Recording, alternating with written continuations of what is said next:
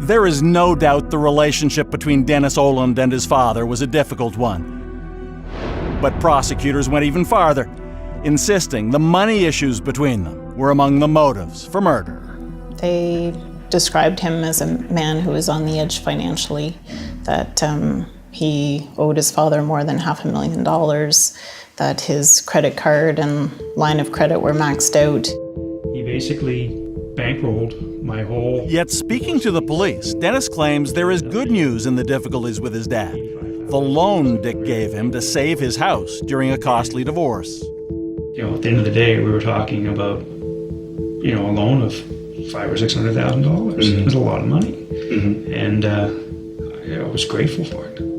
So Dennis Oland admitted long-standing problems with his father, but said money wasn't among them. Though in fact, his finances appeared deeply troubled.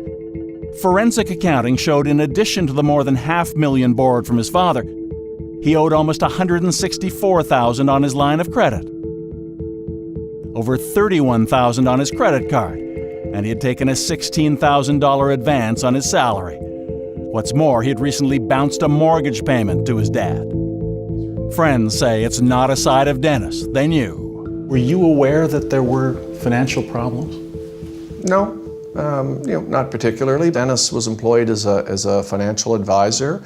And, when you're in that business, your earnings fluctuate depending on the state of the market and all kinds of other economic conditions. I think at the end of the day that, Dennis, had some debt, but he was managing.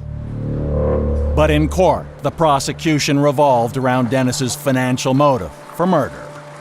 He was on the edge, and, people can do things you wouldn't expect them to do when they have no other options, nowhere else to turn. The defense would tell a different story.